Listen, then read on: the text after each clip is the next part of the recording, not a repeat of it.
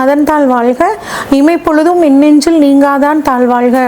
ஓம் நம சிவாய, ஓம் நம சிவாய, ஓம் நம சிவாய.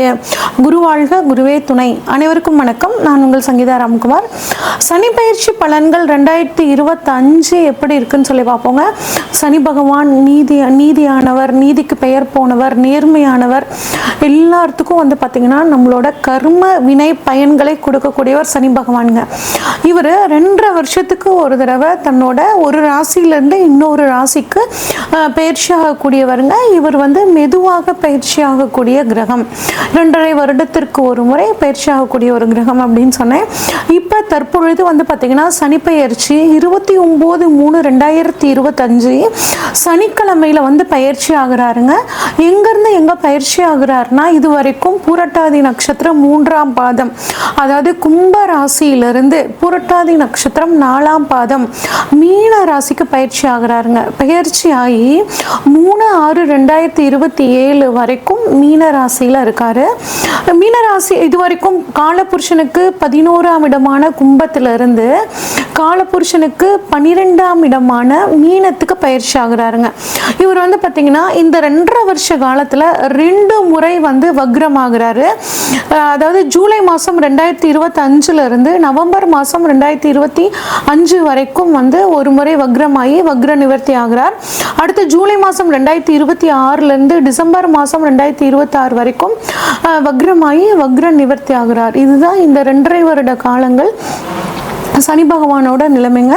இந்த 2025 சனி பகவானோட பயிற்சி மட்டும் கிடையாதுங்க. குரு பயிற்சி இருக்கு, ராகு கேது பயிற்சி, 3 முக்கிய பயிற்சிகள் இந்த வருடம் இருக்கு. இந்த 3லையும் மிக முக்கியமானது அப்படிங்கும்போது சனி பயிற்சிங்க. ஏன் அப்படின்னா சனி பயிற்சி தான் நமக்குள்ள ஒரு அதிகமான தாக்கத்தை ஏற்படுத்தும். இப்போ ஒவ்வொரு ராசிக்கும் சனி பயிற்சி பலன்கள் எப்படி இருக்குன்னு சொல்லி வரிசையாக பார்ப்போம். சிம்மராசிக்காரங்களுக்கான சனி பயிற்சி பலன்கள் எப்படி இருக்குன்னு சொல்லி பார்ப்போங்க. சிம்மராசியை பொறுத்த வரைக்கும் சிம்மராசிக்காரங்க அதிபதி சூரியனால இவங்க கிட்ட தலைமை பண்பு டிஃபால்ட்டாகவே இருக்குங்க. நல்ல தைரியம், தன்னம்பிக்கை அதிகமாக இருக்கும். நிறைய விஷயம் தெரிஞ்சவங்களா இருப்பாங்க. இருந்தாலும் இவங்க கிட்ட ஒரு பிடிவாதம் அப்படிங்கிறது ஒன்று இருக்குங்க. நான் தான் எல்லாம் அப்படிங்கிற மாதிரியான ஒரு குணம் இருக்குங்க. இவ்வளோ சிறப்பான இந்த சிம்மராசிக்காரங்களை பொறுத்த வரைக்கும் 7ஆம் இடத்துல இருந்து வந்த சனி பகவான் 7ஆம் இடத்துலேருந்து 9, 1, 4 இந்த இடங்களை பார்த்து உங்கள் ராசியை பார்த்து சில டென்ஷனு, ஒரு நினச்ச விஷயத்த நினச்ச மாதிரி முடிக்க முடியாமல் ஒரு பிரச்சனை, சொத்து வாங்கலான்னா அதில் ஒரு பிரச்சனை, நான் என்ன பண்ணாலும் அம்மா தப்பாகவே புரிஞ்சுக்கிறாங்க, எனக்கு சப்போர்ட்டே பண்ண மாட்டேங்கிறாங்க, 9 பார்க்குறனால அப்பாவும் அப்படி தான் பண்ணார், யாருமே நீ புரிஞ்சுக்கலப்பா, எனக்குன்னு யாருமே இந்த உலகத்தில் இல்லை அப்படின்னு நினச்சி ஃபீல் பண்ணிட்டு இருந்தவங்களுக்கு என்னங்க 7ஆம் இடத்துலேருந்தே எங்களுக்கு இவ்வளோ பிரச்சனையும் சனி கொடுத்தாரு, இப்போ 8ஆம் இடமான அஷ்டமத்துக்கு வர்றாரு, எங்களுக்கு பகைவர் வேற, எங்களுக்கு என்னென்னலாம் பண்ணுவாரோ அப்படின்னு நினச்சி கவலைப்பட்டுட்டு இருந்தீங்கன்னா தயவு செஞ்சு நீங்கள் கவலையை விட்டுறது ரொம்பவே நல்லதுங்க. ஏன் அப்படின்னா சிம்ம ராசிக்கு பாவாதிபதி அப்படின்னு பார்த்தோம்னா சனி பகவான் வந்துடுறாருங்க. அப்போ கெட்ட இடமான 8ஆம் இடத்துல போயிடுறாரு. அப்போ கெட்டவன் கெட்டிடில் கிட்டிடும் ராஜயோகம் அப்படிங்கிற அமைப்பு கம்பல்சரி சனி பகவானால் உங்களுக்கு நன்மை தான் நடக்க போகுதுங்க. அதனால் நம்ம ஒன்றும் இல்லை, நம்ம பாட்டுக்கிற ஜாலியாக இருக்கலாம் அப்படின்லாம் நினச்சிட்டு இருக்கக்கூடாதுங்க. எப்பயும் போல் அதிகமான கடின உழைப்பை கொடுங்க. உழைப்புக்கு தகுந்த பலனை சனி பகவான் கொடுப்பார். நீங்கள் உழைப்பை நோக்கி ஒரு 4 ஸ்டெப் எடுத்து வச்சிங்கன்னா சனி பகவான் உங்களுக்கு வருமானத்தை 2 மடங்கு கொடுப்பார். அந்த அளவுக்கு உங்களுக்கு சனி பகவான் கம்பல்சரி இந்த சமயத்தில் சப்போர்ட் பண்ண போகிறாருங்க. அதனால் பெருசாக பயப்பட வேணாம். தொழிலுக்காக கடன் வாங்குவீங்க. இந்த 2.5 வருஷம் நீங்கள் நல்லா இருக்கணும் அப்படின்னா உங்களோட லேசினஸை ஒதுக்கி வச்சுக்கோங்க. கோபம் படுறதை குறைச்சிக்கணும். ஏன்னா சிம்மராசிக்காரங்களுக்கு ஒரு கோபம் அப்படிங்கிறது எப்பயுமே வரும். ஏன்னா அந்த கோபத்தில் ஒரு நியாயம் இருக்கும். அதை இல்லைன்னா சொல்லவே இல்லை, மறுக்கவே இல்லைங்க. ஆனால் இந்த சமயத்தில் அந்த கோபத்தை வெளிக்காட்டாமல் கொஞ்சம் பொறுமையாக இருங்க. விதண்டாவாதம், ஆர்கியூமெண்ட் அப்படிங்கிறது தவிர்த்துக்கிறது நல்லதுங்க. பணவரவை பொறுத்த வரைக்கும் உங்களுக்கு ஓரளவுக்கு நல்லாவே இருக்கும். ஏன் அப்படின்னா நார்மலாகவே ஜோதிட ரீதியாக பணபரஸ்தானம்னு சொல்லுவோம். பணத்தை சொல்லக்கூடிய இடம் 2, 5, 8, 11ங்க. இப்போ இந்த சமயத்தில் உங்களுக்கு சனி 8ஆம் இடத்துல வர்றனால 2, 5, 8 இடத்தொடர்புகள் ஏற்படுது. அப்போ அதன் மூலியமாக பணவரவு உங்களுக்கு ரொம்பவே நல்லா இருக்கு. அது மட்டும் இல்லாமல் 11ஆம் இடத்தையும் குரு பகவான் வந்து 11ஆம் இடத்துல இருந்து உட்காரனால அதுவும் சம்மந்தப்பட்டுருச்சு. அப்போ பணவரவுக்கு பெருசாக தொந்தரவு இருக்காது. அதே மாதிரி 8ஆம் இடத்துல இருந்து வந்து 2 வந்து பார்க்குறனால என்ன ஆகும்னா உங்களுக்கு வந்து பேராசை காமிச்சு உங்களோட பணத்தை வந்து பிடுங்கிறதுக்காக மற்றவங்க ட்ரை பண்ணுவாங்க. இந்த ஒரு விஷயத்தில் வந்து நீங்கள் கவனமாக இருங்க. அதே மாதிரி வண்டி வாகனங்களில் போகும்போது கரெக்டாக இருக்கணும். வண்டி கரெக்டாக சர்வீஸ் பண்ணி வச்சுக்கணும். அதே மாதிரி டிராஃபிக் ரூல்ஸை வந்து கரெக்டாக ஃபாலோ பண்ணிக்கிறது ரொம்பவே நல்லதுங்க. அதாவது ரொம்ப நாளாக ஒரு வண்டியை வந்து விற்கணும்னு நினச்சிட்ருக்கேன், விற்றுட்டு எனக்கு புதுசாக இஷ்டத்துக்கு பிடிச்ச மாதிரி ஒன்று வாங்கலான் இருக்கேன் அப்படின்னா அது இப்போ விற்று உங்களுக்கு ஒரு நல்ல ஒரு வருமானம் வர்றதுக்கும், நீண்ட நாளாக ஒரு நிலத்தை விற்கலான் இருக்கீங்க, அது விற்கவே மாட்டேங்குது, ரொம்ப அநியாய விலைக்கு கம்மியாக கேட்குறாங்க அப்படின்னு நினச்சிங்கன்னா இப்போ ஒருத்தர் தேடி வந்து ஒரு நல்ல விலை கொடுத்து அந்த நிலத்தை வாங்குற மாதிரியான ஒரு சூழல் எல்லாமே உங்களுக்கு நல்லா இருக்குங்க. அதே மாதிரி கௌரவ பதவிகளில் இருக்கவங்க, ட்ரஸ்ட்டில் இருக்கிறவங்களாம் வந்து போதும்ப்பா இது வரைக்கும் நம்ம சமுதாயத்துக்காக உழைச்சது, இனிமேல் நம்ம குடும்பத்துக்காக பாடுபடலாம் அப்படின்னு அந்த பதவிகளை திறந்துட்டு குடும்பத்துக்கு ஒரு முக்கியத்துவம் கொடுக்கக்கூடிய ஒரு சூழல் இந்த சமயத்தில் ஏற்படுங்க. இப்போ சனி பகவான் வந்து 8ஆம் இடத்துல இருக்கிறனால என்ன பண்ணணும்னா இது வரைக்கும் ஹெல்த் இன்சூரன்ஸோ லைஃப் இன்சூரன்ஸோ போடாதவங்க போட்டுக்கிறது நல்லது. ஏற்கனவே வந்து நாங்கள் இன்சூரன்ஸ் அப்ளை பண்ணியிருந்தோங்க, இன்சூரன்ஸ் வந்து கிளைம் பண்ணுறதுல ஏகப்பட்ட சிக்கல் இருக்குது அப்படின்னு நினச்சிங்கன்னா அந்த பிரச்சனை இப்போ உங்களுக்கு நீங்கள் இன்சூரன்ஸ் மூலியமாக பணவரவு வர்றதுக்கான வாய்ப்புகள் நல்லா இருக்குது. சனி பகவான் இருக்கிற இடத்துக்கு நல்லது பண்ணுவார். அதனால் அந்த பணம் உங்களுக்கு வர்றதுக்கான வாய்ப்புகள் இருக்குங்க. பரம்பரை சொத்தில் ஏதாவது பிரச்சனை இருந்துச்சுன்னா அதுவும் நீங்க இப்ப பரம்பரை சொத்துக்கள் உங்களுக்கு கிடைக்குங்க. எதிர்பாராத விதத்தில் பணவரவு, ஒரு திடீர் அதிர்ஷ்டம் அப்படிங்கிறது உங்களுக்கு ரொம்பவே நல்லா இருக்கு. இப்ப 8ஆம் இடத்துல இருந்து சனி பகவான் வந்து 3ஆம் பார்வையாக 10ஆம் இடமான தொழில் ஸ்தானத்தை பார்க்கிறார். அப்ப தொழில் வந்து நல்லா இருக்கும். எப்படி நல்லா இருக்கும்? நீங்க முன்ன வந்து 8 மணி நேரம் உழைச்சிங்கன்னா இப்ப 10 மணி நேரம் 11 மணி நேரமா உங்க உழைக்கக்கூடிய டைம் அதிகப்படுத்திக்கிட்டீங்கன்னா கட்டாயம் தொழில் நல்லா இருக்கும். அடுத்தவங்களை நம்பி தொழிலை ஒப்படைக்காம நீங்களே இருந்து அந்த தொழிலை நல்லபடியாக பார்த்துக்கிட்டிங்கன்னா அந்த தொழில் உங்களை வளர்த்தி விடக்கூடிய ஒரு அற்புதமான காலகட்டமாக இருக்குங்க. ஆனால் தொழிலை கவனிக்காமல் அடுத்தவங்க கிட்ட ஒப்படைச்சிங்கன்னா கட்டாயம் தொழில் நஷ்டம் அப்படிங்கிறது ஏற்படும். அதில் நீங்கள் கவனமாக இருக்கிறது ரொம்பவே நல்லதுங்க. ஒரு சிலர் தொழிலுக்காக லோன் அப்ளை பண்ணிருந்தீங்கன்னா அது கிடைக்கக்கூடிய ஒரு அற்புதமான சூழல் இருக்குது.